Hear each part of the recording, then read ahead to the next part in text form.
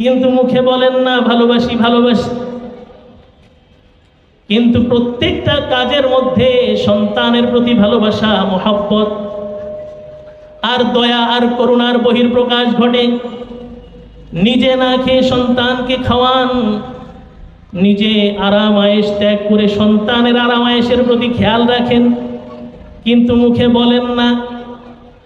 এখন মৌখিক স্লোগানের এই ভালোবাসার দাবি তার থেকে উত্থাপিত না হওয়ার কারণে এই কথা বলার কোনো সুযোগ নাই, বলার কোনো উপায় নাই যে আম্মা জানের ভালোবাসা আমাদের প্রতি নাই।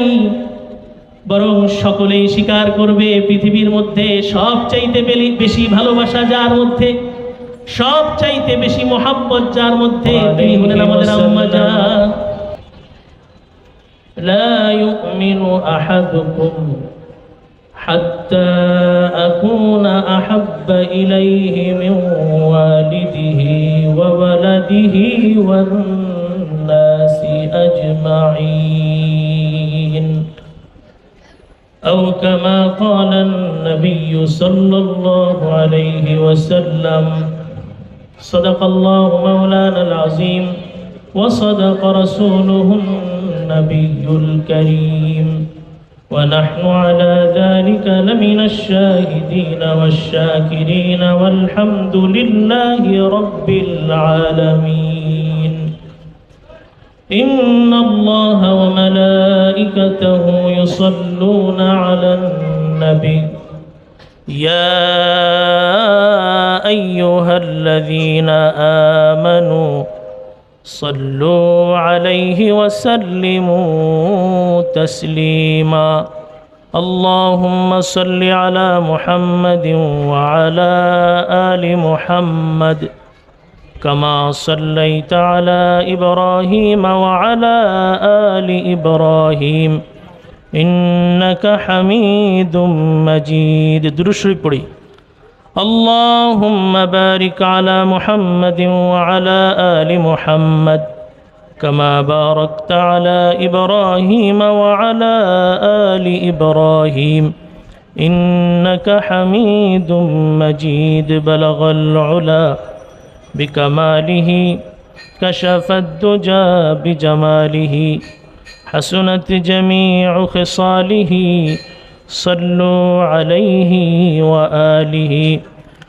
وأحسن منك لم تر قط عيني وأجمل منك لم تلد النساء. وأحسن منك لم تر قط عيني وأجمل منك لم تلد النساء.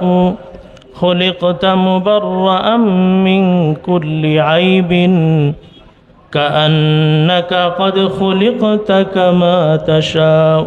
بلغ العلا بكماله كشف الدجى بجماله حسنت جميع خصاله صلوا عليه وآله. মুআজ্জাজ মুহতারাম শ্রদ্ধাভাজন ওলামায়ে কেরাম এবং আমার সম্মুখে উপবিষ্ট এলাকার দিনদার ইমানদার মুসলমান ভাই ও যুবক বন্ধুগণ, বাসাবাড়িতে অবস্থানরত আমার মা ও বোনেরা, আল্লাহ পাক রব্বুল আলামিনের দরবারে আলিশানে অসংখ্য গণিত শুকরিয়া যে আল্লাহ রব্বুল আলামিন আজকের এই মহতি সিরাতুন নবী সাল্লাল্লাহু আলাইহি ওয়াসাল্লাম উপলক্ষে আয়োজিত মাহফিলে আমাদেরকে এসে উপস্থিত হওয়ার তৌফিক দান করেছেন। এই জন্য সকলেই প্রাণ খুলে মালিকের দরবারে শুকরগুজার হচ্ছি, সকলেই বলছি আলহামদুলিল্লাহ। জোরে বলি আলহামদুলিল্লাহ। রব্বানা লাকাল হামদ হামদান কাসীরান طيبا مباركا فيه يا ربي لك الحمد كما ينبغي لجلال وجهك وعظيم سلطانك. খুবই সংক্ষিপ্ত আলোচনা করব।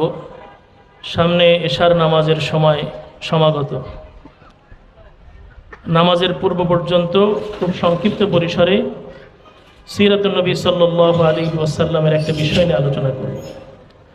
সিরাতুন নবী সাল্লাল্লাহু আলাইহি ওয়াসাল্লাম এমন একটা অথৈ সমুদ্র, বাহরুন বিলা সাহিলিন ওয়া নাহরুন বিলা শাতিইন, এমন এক অথৈ সমুদ্র, মহাসমুদ্র যার কোন কুল কিনারা নেই। এই কুল কিনারাবিহীন বিশাল সমুদ্রে অবগাহন করা এটা দুঃসাধ্য বিষয়। কিন্তু আশার বিষয় হচ্ছে যে সিরাতুন নবী সাল্লাল্লাহু আলাইহি ওয়াসাল্লামের প্রত্যেকটা পাঠ এত বাস্তবমুখী যে সিরাতুন নবী সাল্লাল্লাহু আলাইহি ওয়াসাল্লাম এই সব স্তর ছাড়া মানবতা পূর্ণাঙ্গ স্তরে উপনীত হতে পারে না। তো আমি সেই বিষয়গুলো থেকে একটা বিষয় সম্পর্কে আলোচনা করব। আমার পূর্বে শ্রদ্ধাভাজন সম্মানিত আলেমে দ্বীন হযরত মাওলানা মুফতি ওয়াহিদুজ্জামান ইসহাকি দামাত বরকাতুহুল আলিয়া খুবই গুরুত্বপূর্ণ আলোচনা করেছেন। আমার আলোচ্য বিষয় হলো মানব জীবনে রসুলের ভালোবাসা কতটুকু প্রয়োজন। মানব জীবনে রাসূলুল্লাহ সাল্লাল্লাহু আলাইহি ওয়াসাল্লামের ভালোবাসা কতটুকু প্রয়োজন। ইমাম বুখারী রাহমাতুল্লাহি আলাইহি বুখারী শরীফের একটা অধ্যায় কায়েম করেছেন, হুব্বুন নবী সাল্লাল্লাহু আলাইহি ওয়াসাল্লাম মিনাল ঈমান। রাসূলুল্লাহ সাল্লাল্লাহু আলাইহি ওয়াসাল্লামকে ভালোবাসা ঈমানের অঙ্গ। ঈমান পরিপূর্ণ হবে না ততক্ষণ যতক্ষণ পর্যন্ত রাসূল করিম সাল্লাল্লাহু আলাইহি ওয়াসাল্লামকে ভালোবাসা না হবে। রাসূলের প্রতি মহব্বত, ভালোবাসা, ইশক এটা ঈমানের অঙ্গ। ঈমান পরিপূর্ণ হওয়ার জন্য রাসূলের প্রতি ভালোবাসার বিকল্প নাই। এখন প্রশ্ন হলো রাসূলকে ভালোবাসবো, ভালোবাসাটা কেমন হবে, কোন পর্যায়ের হবে, কতটুকু পরিমাপের হবে। একটা ভালোবাসা হলো মৌখিক ভালোবাসা, শুধু মুখে বলা হয় আই লাভ ইউ, আমি তোমাকে ভালোবাসি, আমি তোমাকে ছাড়া বাঁচবো না, তোমাকে ভালোবাসা ছাড়া আমার জীবনটা একেবারেই বিষাদ। এরকম কিছু মৌখিক বুলি আওড়ানো কিছু ভালোবাসার বহিঃপ্রকাশ আছে। আর কিছু ভালোবাসা এমন আছে যেটা মুখে প্রকাশ করা হয় না, কিন্তু হৃদয়ের মধ্যে, মনের গহীনে ভালোবাসা পরিপূর্ণ আছে। যদি উদাহরণ দেওয়া হয় সহজভাবে বুঝে আসবে। মুসলমান বন্ধুরা আমার, আমাদের সবচাইতে আপন, সবচাইতে কাছের, সবচাইতে মহব্বতের, সবচাইতে ভালোবাসার আল্লাহ রাব্বুল আলামিনের পক্ষ থেকে যে নিয়ামত আমাদের জীবনে দান করা হয়েছে, সেই মহান ভালোবাসার কেন্দ্র হলো আমাদের প্রত্যেকের জনম দুঃখিনী আম্মা জান, যাকে আমরা সকলেই ভালোবাসি। কথা ঠিক না বেঠিক? জোরে বলেন ঠিক না বেঠিক?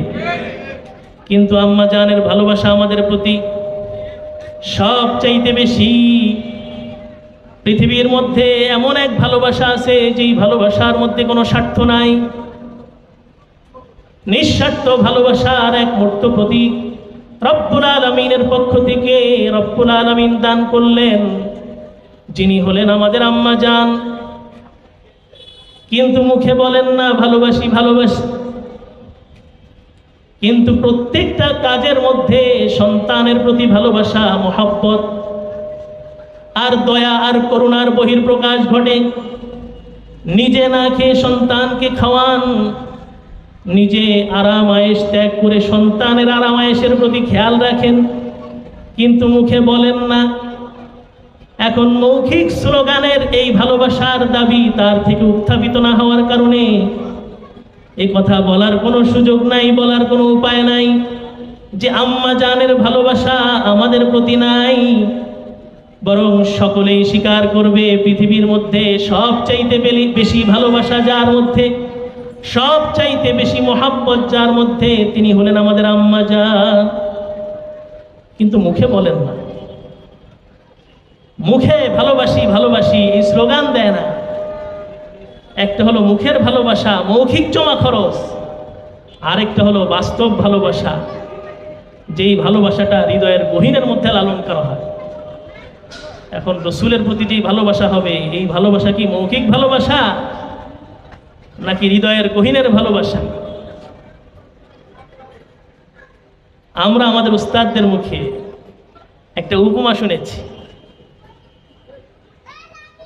কোরআন হাদিসের সার নির্যাস বোঝার জন্য ওলামা ইকরামের বক্তব্য, তাদের উপমা দৃষ্টান্ত, এটা খুব আমাদেরকে সহজভাবে কোরআন হাদিস বোঝার ক্ষেত্রে সহযোগিতা করে। আপনারা সকলেই জানেন যে ভালোবাসার একটা অন্যতম উপমা ছিল লাইলি মজনুন।